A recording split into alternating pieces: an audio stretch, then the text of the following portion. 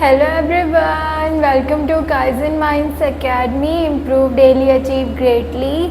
अभी तक हमने class 12th business studies chapter 1 nature and significance of management में लास्ट क्लास में फंक्शंस ऑफ मैनेजमेंट को अच्छे से समझा था। आज का हमारा टॉपिक है इम्पॉर्टेंस ऑफ मैनेजमेंट। ठीक है, हम जानेंगे कि मैनेजमेंट इम्पॉर्टेंट क्यों है, उसकी क्या नीड है, क्या रिक्वायरमेंट है एक बिजनेस को। ठीक है, तो without any further delay let's begin.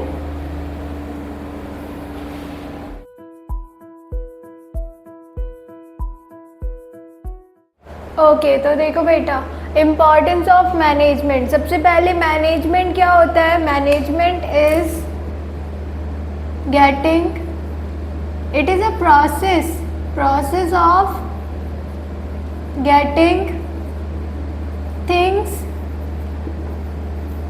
done by others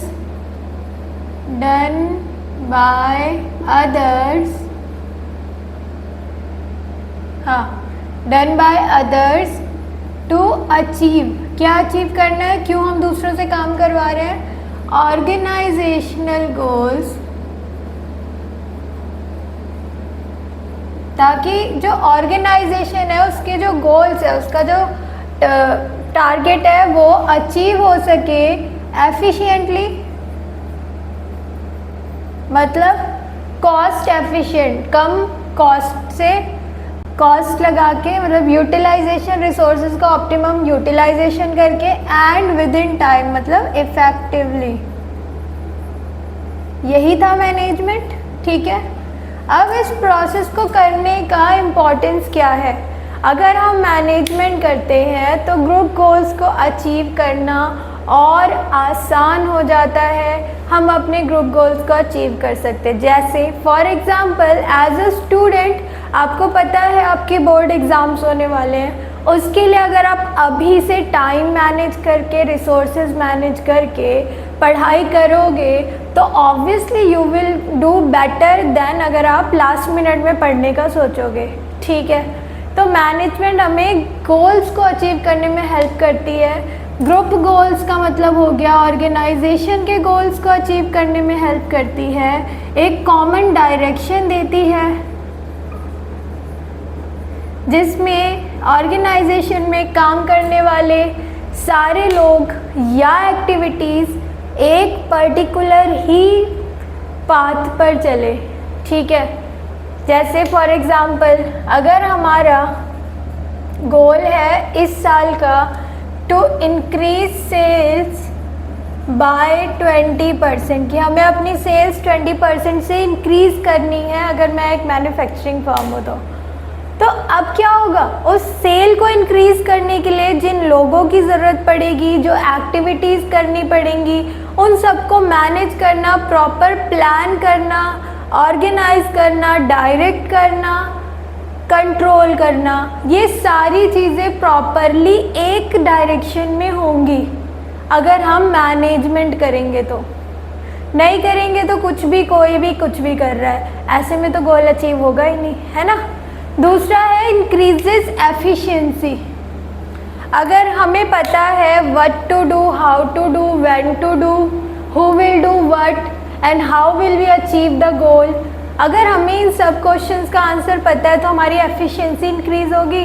अगर हमें पता है कि हमें कौन से रिसोर्सेज चाहिए इसके लिए, सेल्स इंक्रीज़ करने के लिए हमें क्या क्या चीज़ें चाहिए, उसे हम कैसे ऑब्टेन करेंगे, कौन पर्सन क्या काम करेगा, तभी तो गोल इंक्रीज़ होगा, तभी तो गोल मिलेगा हमें। ठीक है, तो एफिशिएंसी इंक्रीज़ होगी। उसके बाद देखो नेक्स्ट है क्रिएट अ डायनेमिक ऑर्गेनाइजेशन। मतलब अगर हम पहले से ही फ्यूचर में होने वाली अनसर्टेनिटीज़ के लिए प्लान करके चलेंगे, या जो भी चेंजेस एनवायरनमेंट में हो रहे हैं उसके अकॉर्डिंग हम अपनी ऑर्गेनाइजेशन में चेंजेस ला सकेंगे, अपने प्लान्स को अपडेट कर सकेंगे। ठीक है, अपने रिजल्ट्स को कंट्रोल कर सकेंगे, मेज़र कर सकेंगे, तभी तो हमारा गोल अचीव होगा।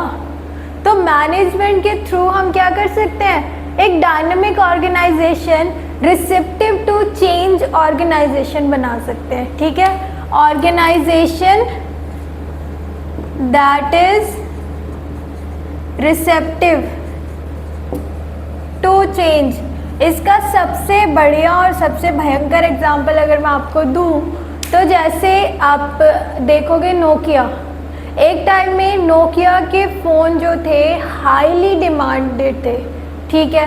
गलती कहाँ हुई? जब स्मार्टफोन्स आए, ठीक है, उस टाइम में एक एंड्रॉयड सिस्टम आया, एक iOS सिस्टम आया और नोकिया ने विंडोज़ फ़ोन निकाले, ठीक है। उससे क्या हुआ? एंड्रॉयड और iOS ने मार्केट बहुत अच्छे से कैप्चर कर लिया। लोगों को एंड्रॉयड स्मार्टफोन यूज़ करना ज़्यादा इजी लगा इन कंपैरिजन टू नोकिया के कौन से विंडोज़ वाले फ़ोन, ठीक है। तो नोकिया की डिमांड एकदम से कम हो गई। दैट मीन्स नोकिया का जो प्लान था वो जो एनवायरनमेंट में चेंज हो रहे हैं ना उसको रिसेप्टिव मतलब उसको एक्सेप्ट नहीं कर पाया, उसके अकॉर्डिंग अपने आप को मैनेज नहीं कर पाई बिजनेस, और इसीलिए वो एकदम से डाउनफॉल हो गई उनकी, ठीक है। तो मैनेजमेंट हमें हेल्प करती है। A good management decides whether the business will grow और फॉल, ठीक है। उसके बाद है helps in achieving personal objectives. अब एक तो हो गया ऑर्गेनाइजेशन गोल कि हमें 20% सेल्स बढ़ानी है। अब उस ऑर्गेनाइजेशन से जो लोग जुड़े हुए हैं उनके कुछ पर्सनल गोल्स, पर्सनल ऑब्जेक्टिव भी होंगे। जैसे जो स्टेक होल्डर्स है, जैसे शेयर होल्डर है, वो क्या चाहेगा कि मेरे शेयर की वैल्यू बढ़ जाए, वेल्थ बढ़ जाए मेरी, ठीक है। एक एम्प्लॉई है, वो क्या चाहेगा कि मुझे अच्छी सैलरी मिले, मुझे रिकॉग्निशन मिले। तो अगर एक बिज़नेस अच्छा परफॉर्म करता है, अगर एक बिज़नेस अपने टारगेट्स अचीव करता है, तो इससे क्या उसके अंदर रहने वाले या उसमें काम करने वाले जो ह्यूमन फोर्स है, ह्यूमन रिसोर्सेज है, उनके गोल्स भी तो अचीव होंगे साथ में, है ना। तो management helps in achieving personal objectives and it helps in the development of society. अगर एक बिज़नेस अच्छा परफॉर्म करेगा तो वो एनवायरनमेंट का ध्यान रखेगा, एनवायरनमेंट फ्रेंडली प्रोडक्ट बनाएगा, क्वालिटी प्रोडक्ट बनाएगा। क्वालिटी प्रोडक्ट बनाने के बाद और क्या जॉब अपॉर्चुनिटीज़ प्रोवाइड करता है एक बिजनेस, जॉब अपॉर्चुनिटीज़, ठीक है। जॉब अपॉर्चुनिटीज़ प्रोवाइड करता है, सोशल वेलफेयर करता है। सोशल वेलफेयर जैसे awareness programmes,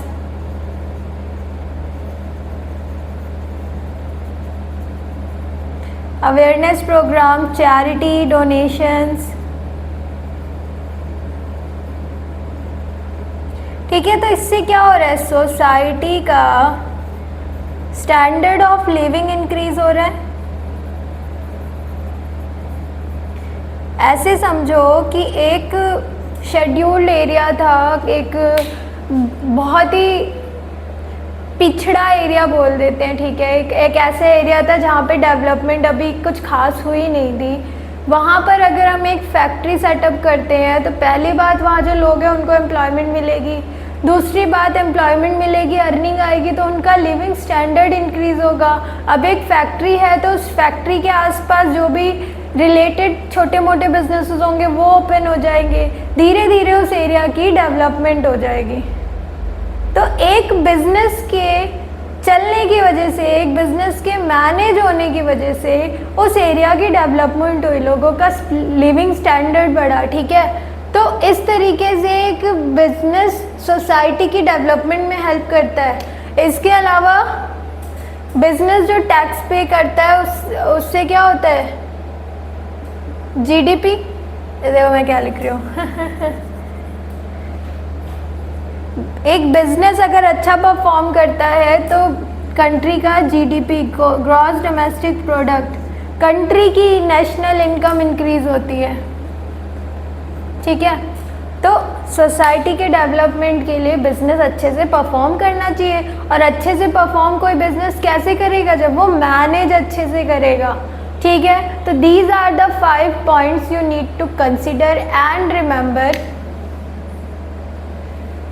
first is helps in achieving group goals, second, increases efficiency, efficiency बढ़ाता है, काम और बेटर होता है, प्रोडक्शन और बेटर होगा, ठीक है, सेल्स और ज़्यादा इंक्रीज होंगी। Helps in achieving personal objective, personal objective जो वर्कफोर्स काम कर रही है, ह्यूमन रिसोर्सेज काम कर रहे हैं, employees and managers, CEO CFOs, उन सब की क्या है, उनके पर्सनल ऑब्जेक्टिव फुलफिल करने में हेल्प करता है। Then helps in the development of society, society की हेल्प करने में भी मैनेजमेंट का बहुत बड़ा रोल है, ठीक है।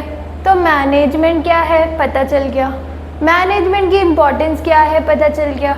आज के लिए सिर्फ हम यही टॉपिक रखेंगे, नेक्स्ट टॉपिक हमारा बड़ा है, उसको एक साथ फिनिश करेंगे, ठीक है। That will be nature of management, ठीक है। तो see you in the next class.